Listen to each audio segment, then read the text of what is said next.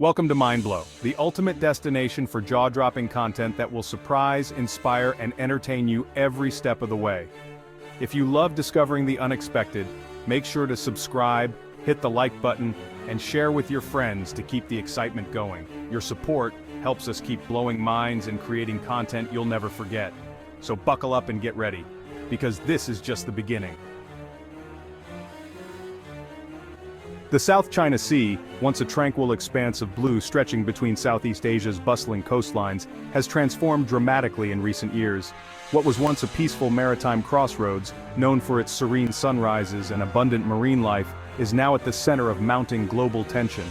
Today, this region is a global flashpoint, where rival navies and political ambitions collide. The calm surface hides a simmering conflict, as warships from multiple nations face off in disputed waters, each side unwilling to back down. The stakes are enormous. The South China Sea is a vital artery for global trade. 1/3 of all shipping passes through these waters, carrying everything from electronics and oil to food and clothing. These shipping lanes connect factories in Asia to markets in Europe, America, and beyond, making the sea a lifeline for the world economy. Any disruption here would send shockwaves through international supply chains. Factories could grind to a halt, supermarket shelves might empty, and prices for everyday goods could soar, affecting billions of people far beyond Asia's shores. But the contest is about more than just economics. The South China Sea has become a stage for great power rivalry, where the world's most powerful militaries test each other's resolve. The United States, with its powerful navy, seeks to uphold freedom of navigation and ensure that these international waters remain open to all. American warships regularly patrol the area, signaling their commitment to a rules-based order.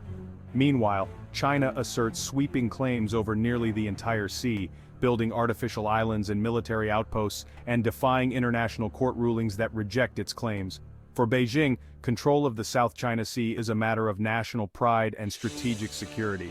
The result is a crowded and dangerous environment where warships and aircraft from the US, China, and other regional powers operate in close quarters. Each maneuver, each close encounter, carries the risk of miscalculation. A single mistake could spark a crisis. For smaller nations like the Philippines and Vietnam, the stakes are existential. They rely on these waters for food, trade, and national security. Their patrol boats and Coast Guard ships are often dwarfed by the larger warships of the great powers, yet they continue to defend their sovereignty and livelihoods. The South China Sea is a true powder keg, an area where one misstep, one misunderstanding, could ignite a conflict with consequences that would ripple across the globe. The tension is palpable, and the world holds its breath. As world leaders and international observers watch anxiously, the hope is that diplomacy and restraint will prevail, and that the fuse on this powder keg is never lit. The eyes of the world remain fixed on the South China Sea, aware that its fate could shape the future of global peace and prosperity. Tensions in the South China Sea recently erupted in a dramatic encounter, highlighting just how volatile this region has become. The South China Sea, a vital waterway for global trade and a flashpoint for territorial disputes, has seen a steady buildup of military presence from multiple nations. But on this particular morning, the world's attention was drawn to a single, heart-stopping incident. The USS John Finn, an Arleigh Burke-class destroyer, was conducting what the U.S. Navy described as a routine freedom of navigation patrol. Suddenly, the Chinese Navy destroyer CNS Hefei appeared on the horizon, closing in with deliberate intent. The two warships, representing rival superpowers, found themselves on a collision course, each determined to assert its presence in these contested waters. In a move that stunned even seasoned naval officers, the Chinese ship cut across the John Finn's bow at a dangerously close distance. Just a few hundred yards separated the two steel giants. The maneuver was so abrupt and aggressive that it left little room for error, and for a moment, the possibility of disaster hung in the air. On board the John Finn, U.S. sailors braced for impact, their training and discipline put to the ultimate test. In the control room, tense faces watched the radar screens, calculating every second. They knew that a single mistake, a misinterpreted signal, or a delayed reaction could trigger an international crisis with far-reaching consequences.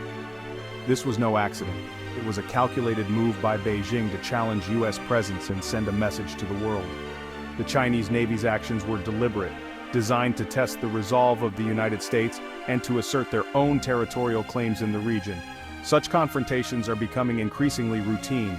China has been using its Navy and Coast Guard to shadow, intercept, and sometimes intimidate foreign vessels operating in what it considers its own backyard.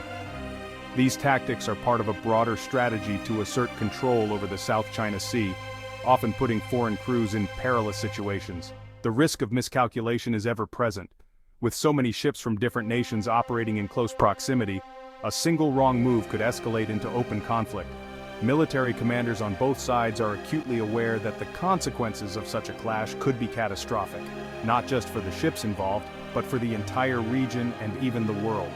The John Finn incident was broadcast worldwide with dramatic footage and urgent headlines capturing the attention of millions. It served as a stark warning of how quickly things can escalate in the South China Sea and how fragile the peace truly is.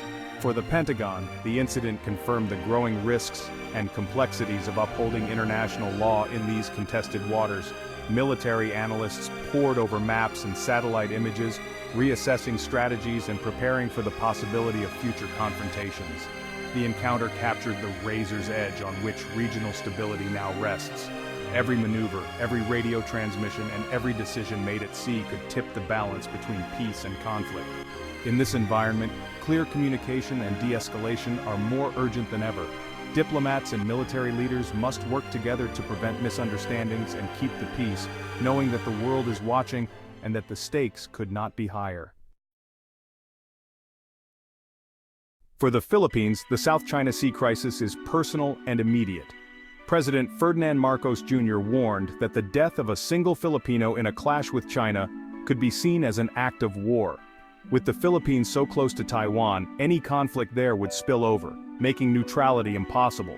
Millions of Filipinos in Taiwan would be at risk, and the economic fallout would devastate the country. The government is strengthening its alliance with the US, granting expanded access to military bases. This marks a sharp shift in strategy, reflecting the growing threat from Beijing. For the Philippines, geopolitics is now a daily reality. The nation is preparing for an uncertain and dangerous future. Marcos's warning is a plea for stability in a region on edge. Scarborough Shoal is more than a reef. It's a symbol of sovereignty and survival for the Philippines. Seized by China in 2012, it now sits under constant blockade, with Filipino fishermen driven away by force. Its location is strategic. A Chinese military outpost here would shift the balance of power. The US and its allies see militarization of the shoal as a red line. In 2016, an international tribunal ruled in favor of the Philippines, but China rejected the decision. The Philippines has legal rights but lacks the power to enforce them. The standoff at Scarborough Shoal is a battle between international law and brute force. It's a daily struggle for access, dignity, and national pride. The world watches as might challenge is right in these contested waters. China's gray zone tactics blur the line between peace and war. Instead of open conflict, China uses Coast Guard and maritime militia to harass and intimidate swarming disputed waters with disguised fishing boats. Water cannons and aggressive maneuvers make it dangerous for others to maintain their presence. Meanwhile, China has built and militarized artificial islands, creating a network of unsinkable bases. These tactics aim to establish control by attrition, not open warfare. Every act of harassment tests the resolve of the Philippines and the US. It's a slow campaign to rewrite the map, one gray zone action at a time. The world must decide how to respond to this creeping coercion. The United States is doubling down on its commitment to a free and open Indo-Pacific, a region that is home to some of the world's busiest shipping lanes and vital trade routes. Every day, trillions of dollars in goods pass through these waters, making their security crucial not just for America, but for the global economy. The U.S. Navy's presence here is a visible reminder that the international community will not accept any single nation's attempt to dominate these seas. Freedom of navigation operations, or FONOPs, directly challenge China's sweeping territorial claims. By sailing through contested waters, the U.S. asserts that the high seas belong to everyone, not just those who claim them. These operations are not just symbolic, they are a practical demonstration of international law in action, reinforcing the principle that no country can unilaterally restrict passage through international waters. The US-Philippine Mutual Defense Treaty stands as a powerful deterrent against aggression. It means that an attack on Philippine forces, ships or aircraft in the Pacific could trigger a US military response. This alliance is a cornerstone of regional security, reassuring allies that they are not alone in the face of intimidation. The Enhanced Defense Cooperation Agreement, or EDCA, further strengthens this partnership. By expanding US access to key Philippine bases, both nations can conduct more joint training, improve disaster response, and react quickly to any crisis. This increased cooperation sends a clear signal that the US and its allies are prepared to defend their interests. But this effort isn't just about military might. Washington is actively building a coalition with regional partners like Japan, Australia, and South Korea. These alliances multiply the strength and reach of each nation, creating a united front that is far more effective than any country acting alone. Joint military exercises and coordinated diplomatic efforts send a powerful message to the world. Coercion and intimidation will not go unchallenged. These activities build trust, improve interoperability, and demonstrate that the international community is serious about upholding the rules-based order. The US is also working closely with Southeast Asian nations, helping them strengthen their maritime capabilities and defend their rights at sea. By providing training, equipment, and intelligence, the US empowers these countries to protect their own waters and resist external pressure. Ultimately, the goal is to diplomatically isolate Beijing and show that the world stands united for a rules-based order. Through summits, press conferences, and international agreements, the US is rallying global support to ensure that international law prevails over unilateral claims. The stakes in the Indo-Pacific are incredibly high, and unity among allies and partners is absolutely essential. The outcome will shape the future of global trade, security, and the balance of power for generations.